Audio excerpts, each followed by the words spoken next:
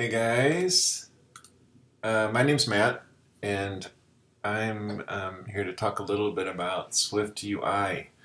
So, what is SwiftUI? So, SwiftUI, in my opinion, is the biggest thing to happen to iOS development since Swift.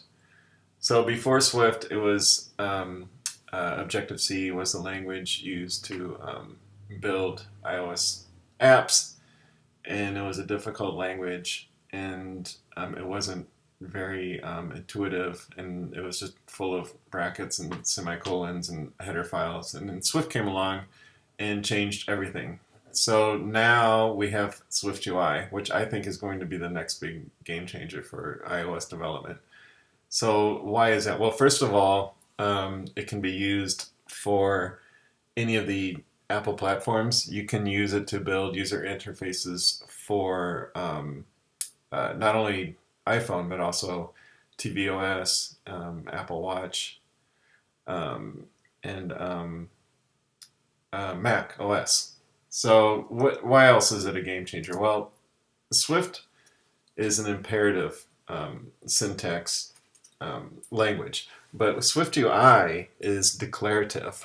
So I'm new to declarative. I'm still learning about it, but I know that it's going to be the future of programming and already is. And people that code in like Flutter and React, they already know about it and they know why it's so great and how it is going to be the future. So, but for Swift people, it's a new way to code. It's really learning a whole new language, but it's going to be totally worth it. So, what's the difference between imperative and declarative?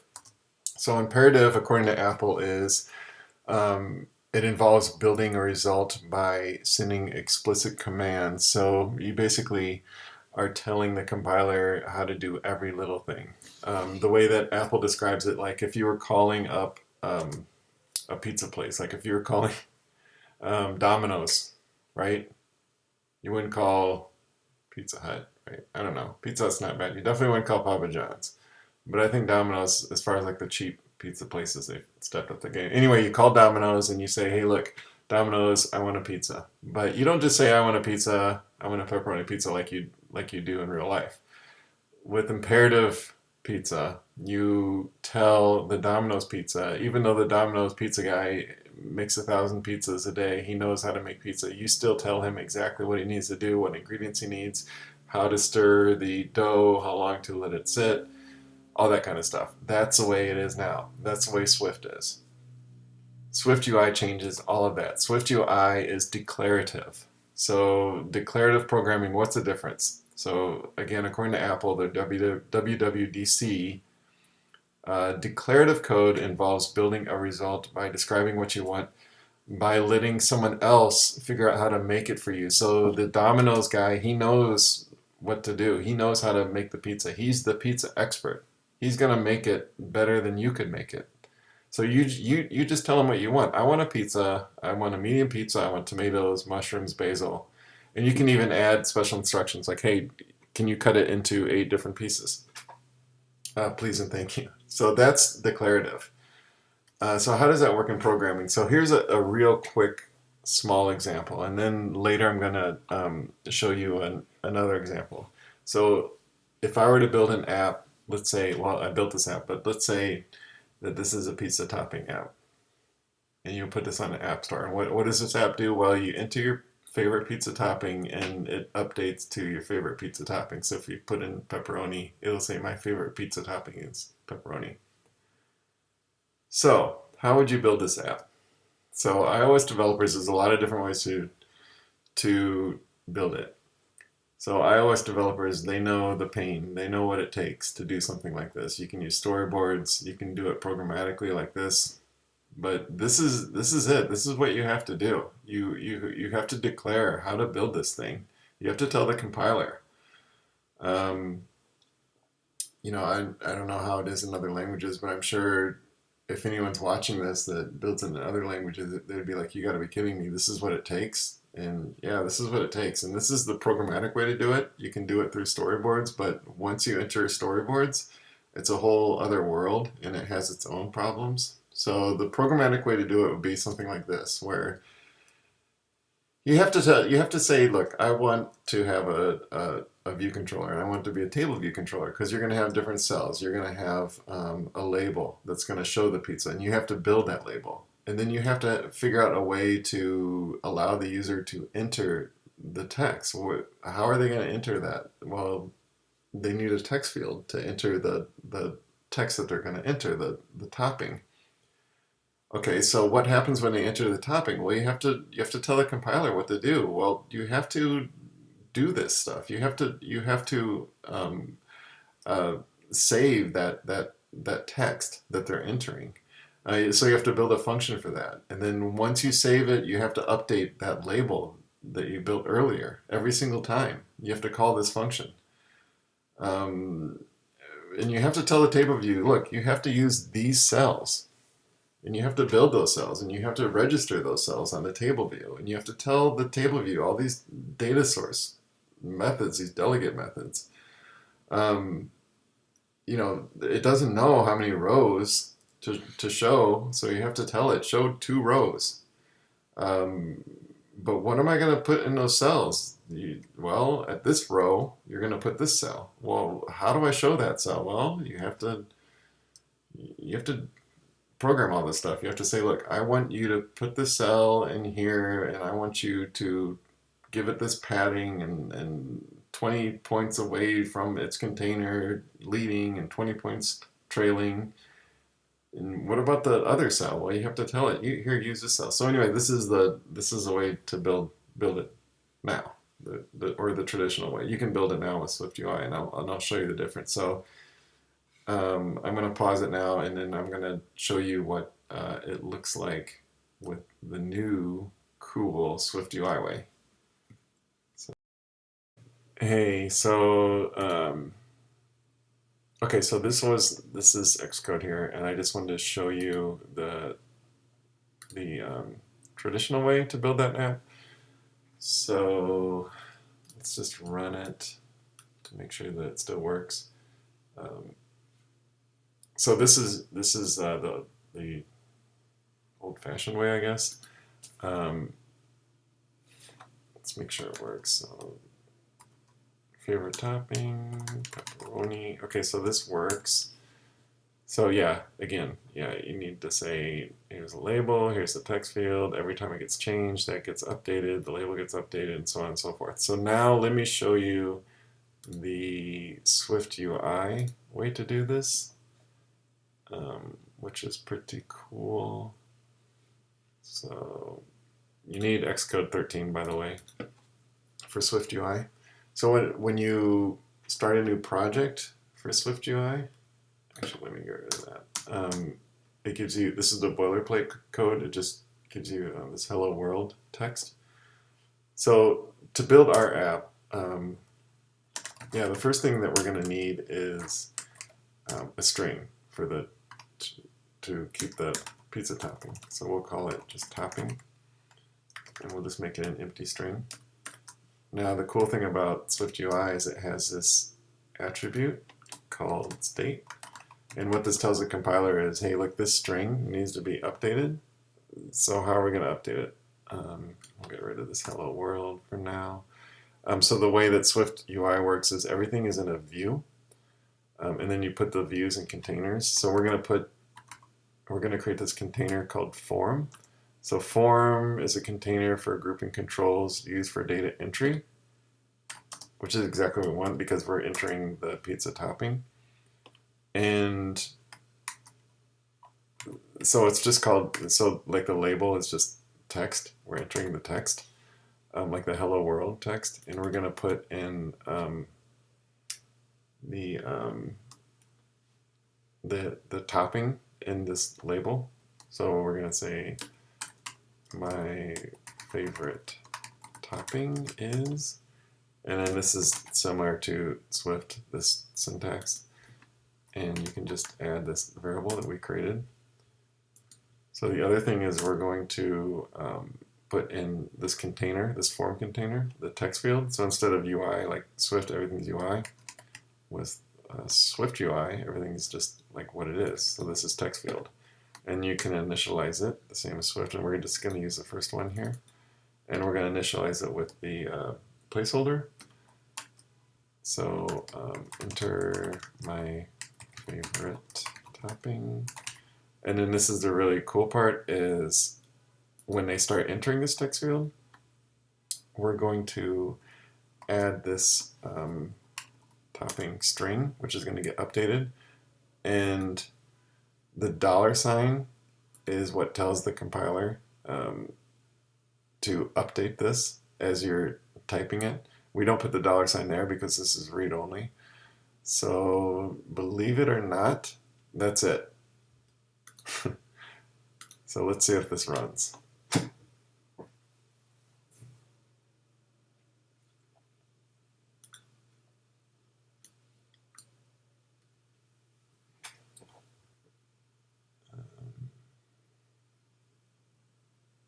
Okay, so it looks good so far. So enter my favorite topping. My favorite topping is, so let's see if this works.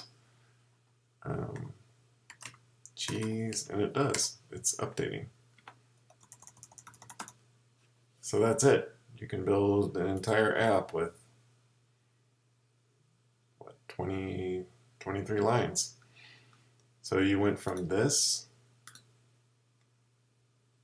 from the traditional way to do it, which was this, to this. Okay, so now that's the sort of just getting your feet wet example. So now I'm going to build another app to show you some of the other cool features that you can do with SwiftUI.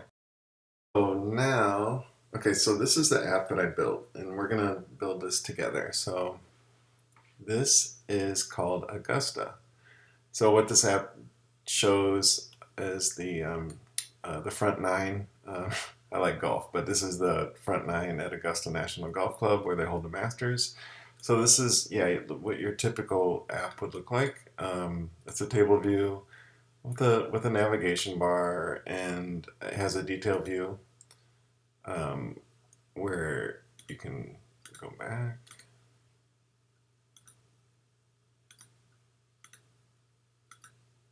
Yeah, so let's build this, and I'll show you how simple and cool it is in SwiftUI and some of the other features.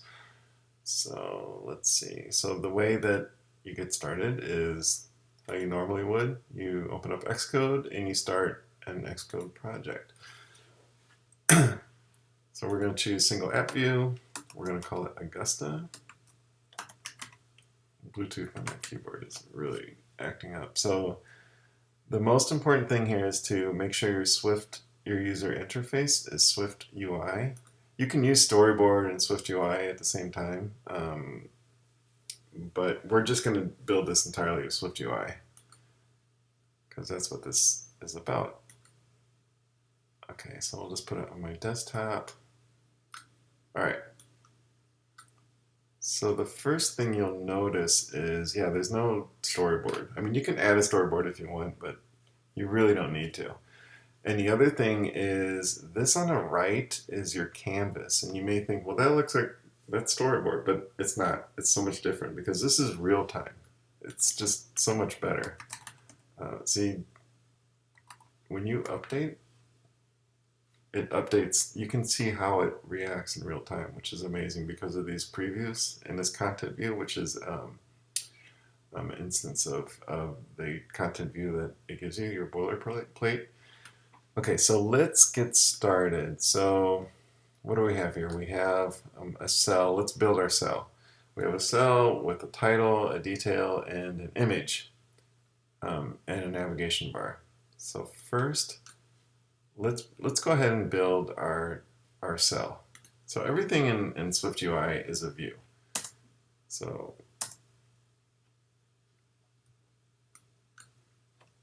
it's pretty easy to get used to. What SwiftUI does is it puts everything in vertical stacks and in horizontal stacks.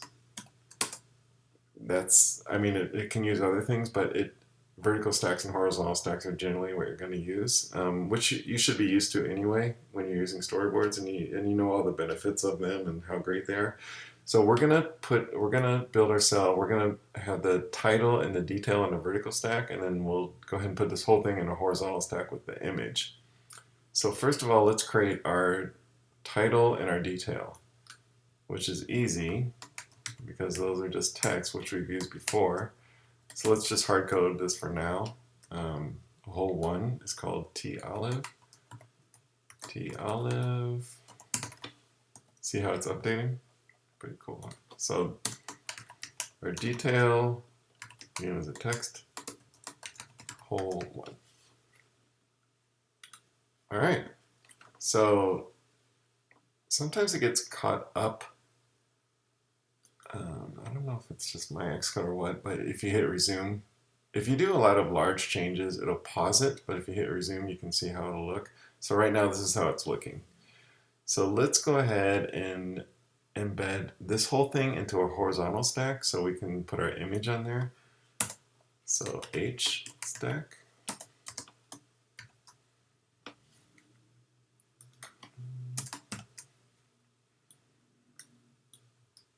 And I'll show you how easy it is to create an image. So can you guess what image is?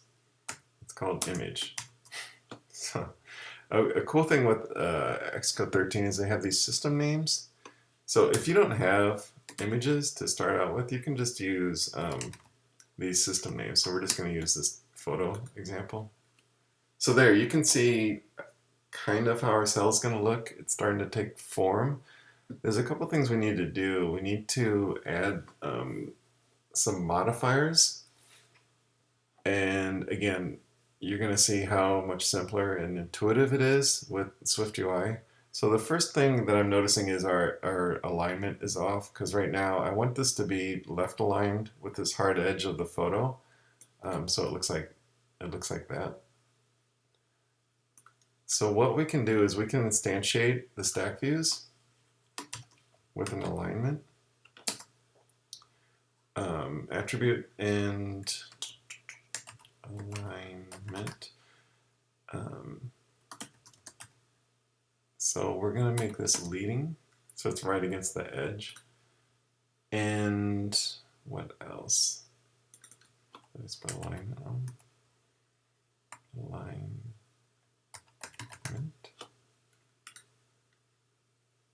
Okay, there, it updated. The other thing is, actually it's looking pretty good. Now this is something that's really cool because you're thinking like, okay, so now we need to create this whole table view, and then you need to get the data source methods and the number of rows and the cell for row and all that kind of stuff. But no, that's not how you do it in SwiftUI. Let me show you. This is gonna impress you, I think. Well, this really impressed me. So how do you create a table view, or how do you create a list of things in SwiftUI? This is how intuitive it is. You say, I want to have a... Actually, I'm not going to hard code it. I'm going to show you a different way to do it.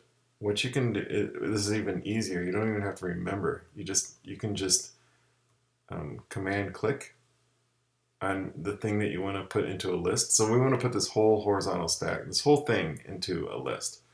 So you command click and see how it says embed in a list. We're going to click that and watch this. Look at that. We're like almost there already with just a few lines of code. So it just gives you one through five, or five elements. Of course, you can change that if you want, but this is fine because we can see how it's going to kind of end up looking. And right now it looks pretty good. So let's see. At this point, let's pull in some data. I'll show you how that can work. And I'm not going to type. I'm not going to just go through the whole data model. I already typed it earlier. So you guys don't have to see how. Watch me type. But I wanted to show you this identifiable, because if you adopt to identifiable, then it shows list which elements you're going to take in and out, but you need to have it be hashable. You need to have an ID property, and we're just going to use the whole number as our ID property. So it'll have a unique int or a unique property. A lot of people use the UUID, but you can sort of do whatever you want, just as long as it's hashable, it's unique. The other thing is we have the name of the hole and then the image name and the thumb. So let's go ahead and I have some images as well. So let's go ahead and drag those in.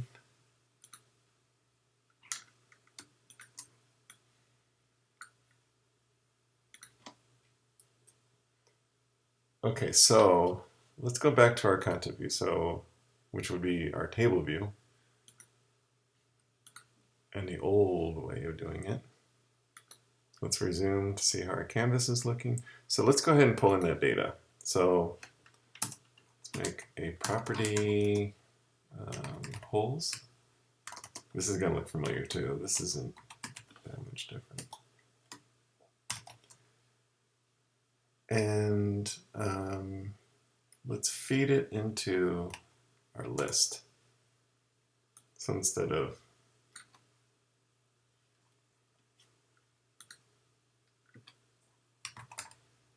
one through 5, we're going to feed it homes. Add that home there. And homes. Why am I saying homes? Holes.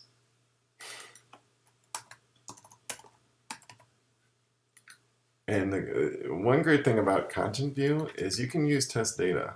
So right now, because we have this, we can go ahead and feed in holes.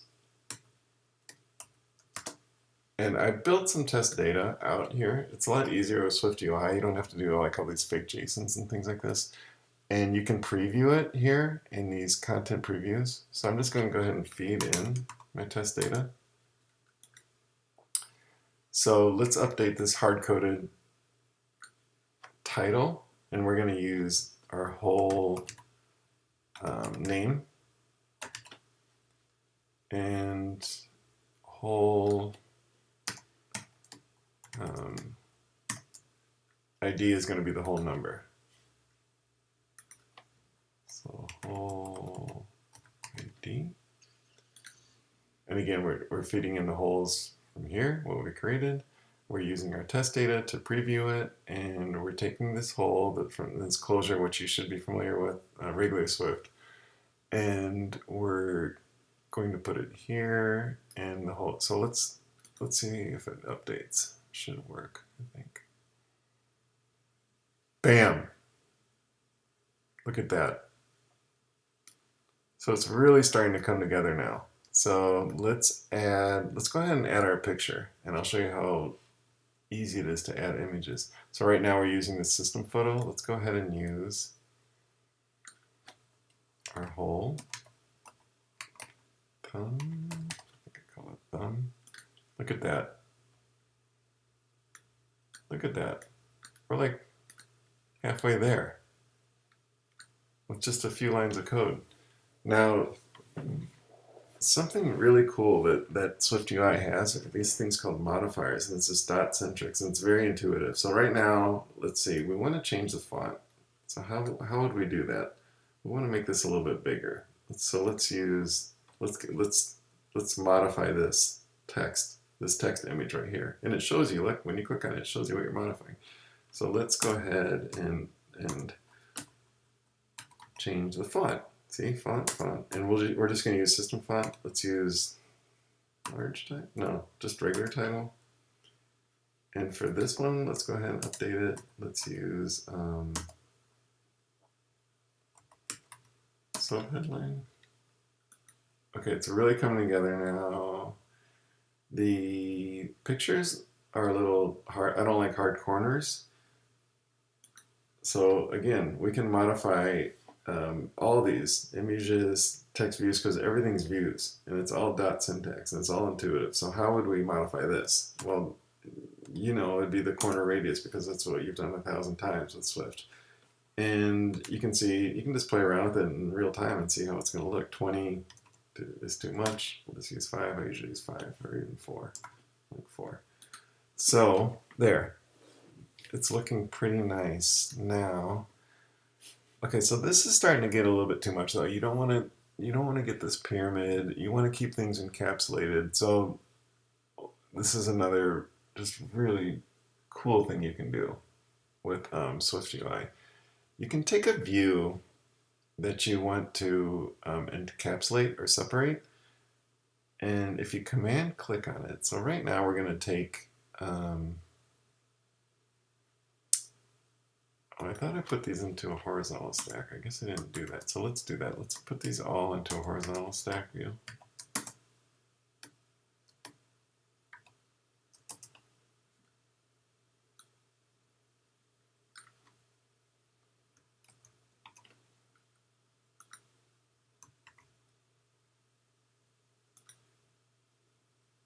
Okay, so this is a horizontal stack, this is a vertical stack, and these are all embedded in a list. See, everything's just sort of embedded. So this is getting a little too much. I want to extract this horizontal stack view, this whole cell.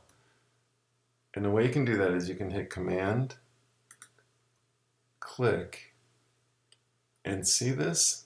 This is so awesome. Extract subview. When you click it, look at that. It's amazing. It totally extracts it. And you can name it whatever you want. So we're going to name this, what are we going to name this? We're going to name this whole cell, I guess. So let's go ahead and feed in, let's make a whole property for this. And then since we have this whole new struct here, we can go ahead and feed in this whole here.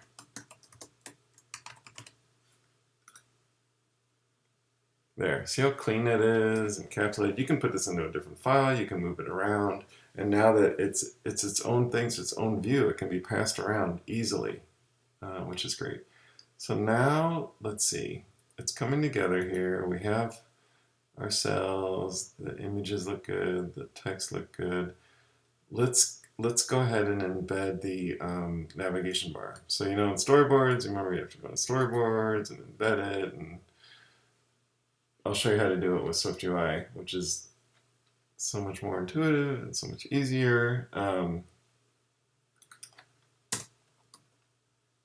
It's called navigation link. So navigation link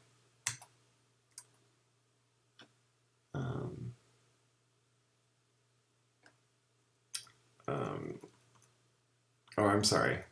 Navigation link is the accessory. Well, I'll show you that in a second, but first I want to put this whole thing into a navigation view. Navigation view. And really, that's just a matter of doing that navigation view and giving it the brackets, and it'll put the whole thing into a navigation view.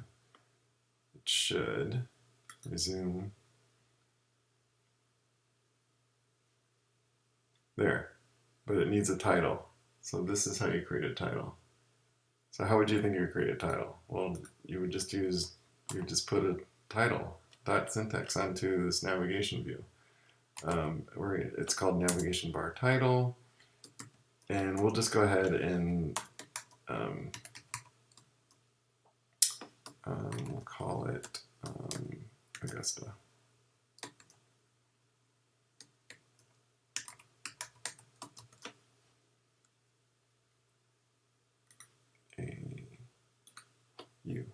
Augusta. Look at that, real time. Okay, so, but now what we need is the, remember you would have to have the accessory, and you'd have to have, add more methods, you know, delegate methods, did select row at index path, and okay. I'm going to show you how to do this, because this is really just a button, right? This is just a link that takes you to the detail view. So let's go ahead and embed this cell here that we extracted, that we encapsulated into a navigation link. So the navigation link is going to have a destination, because once you hit on that link, it's going to go somewhere.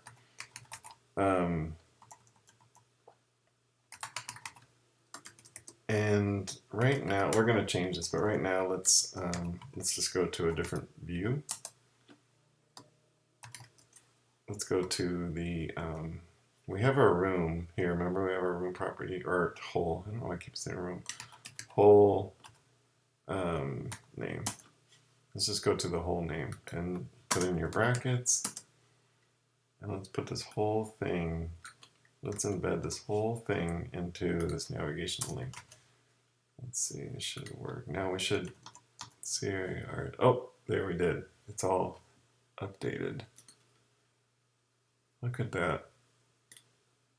We're almost there. So we haven't built our detail view yet, but we did just sort of give it this temporary text view.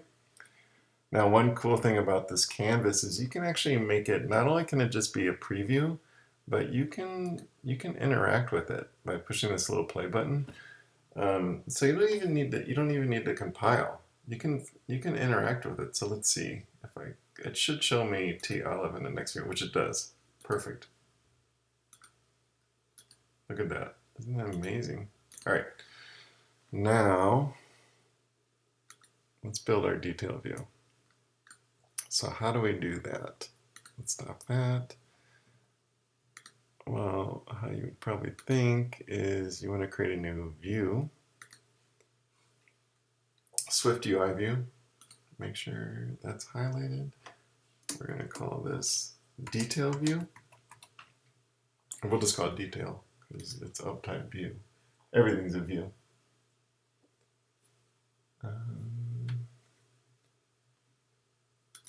And again, it's just going to give us our boilerplate hello world.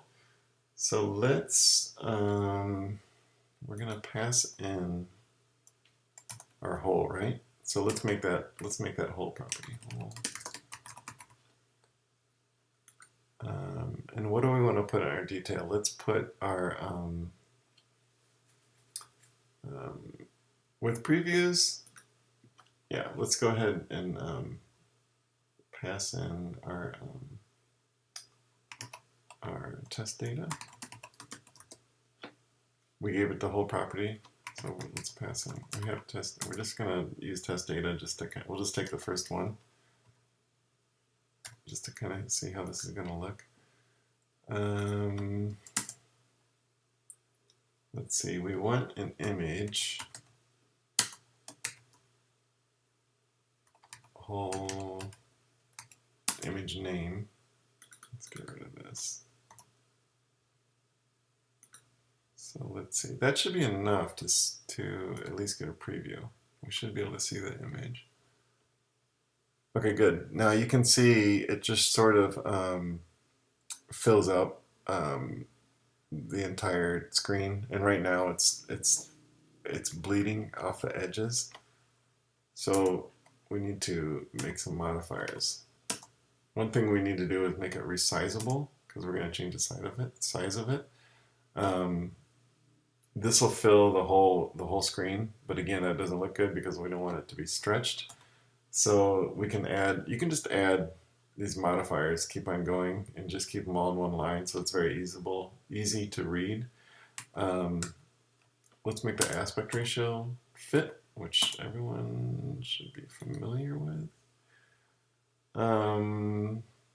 Yeah, so that looks pretty good. So yeah, that's it. 2 lines and it already looks pretty good. So now what we can do is our previews, we can put those in a navigation view as well. So we can see how it's going to look with the navigation view. So let's add our navigation view. And then what we're going to do is we're going to put the title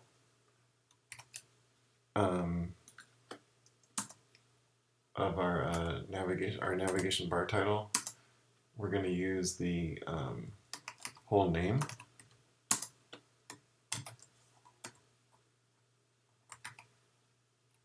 Whole name. What's the matter? Okay, that's okay. I think it's working. Let's go back to content view. And right now, our destination. We're just feeding this sort of temporary text whole name, this text view. But now that we've built this detail view, we can make that our destination. When they tap on this navigation link, this guy, it's called navigation link now, and we're gonna feed it the whole, this guy. So yeah, let's see how it looks. Should work, I hope. Yep, look at that. Look at that. Okay, that's working. There's one more thing I wanted to show you guys. Some kind of like some cool stuff that you can do with previews. So right now previews, we're just looking at how the app's gonna look if they don't change anything. But let's say that they want to make the font dynamic. Okay, to show you this, let's make this font, let's just make this small.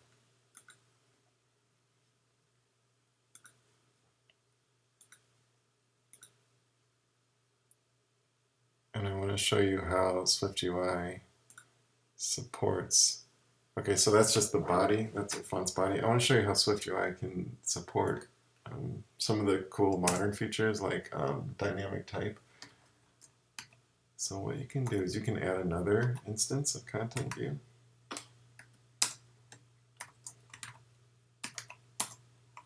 We'll just use our test data again.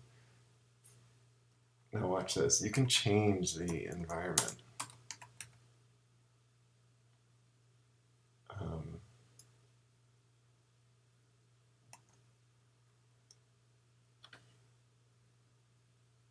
And you can make, let's see, size category.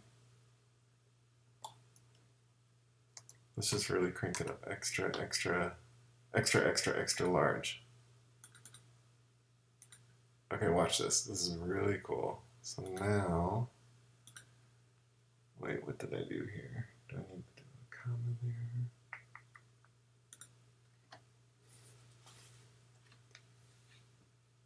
Function declares an OK return type. Oh, I think I need to put these into a group. So let's see. Hold on.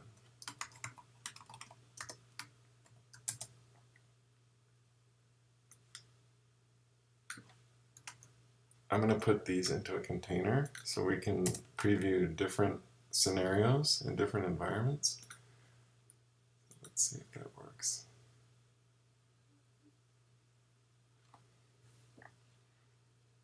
Look at that. So this is with just the standard body when they haven't changed it, but we can also see different environments. So if the user cranks up the font, we can see how it looks, and it looks good because SwiftUI, it just works. It supports all those things. So I want to show you something else. So content view, let's add one more.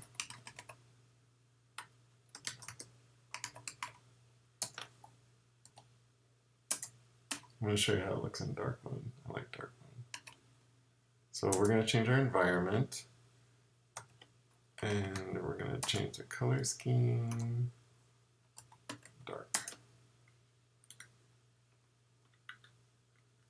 So there. Regular, if they crank up the font, dark mode. Everything looks good, everything's supported. Okay, so that's a wrap for this, but yeah, that's it. That's SwiftUI. Of course, this is just the tip of the iceberg. You can do a lot more, but hopefully this will at least get you excited. I mean, I'm excited to start using it, and I mean, it's going to be a while because you need to have Swift 13, so you need to be able to support Swift 12 for a while, but yeah, I can't wait to get going on this. So thanks for watching, and yeah, Have a good one.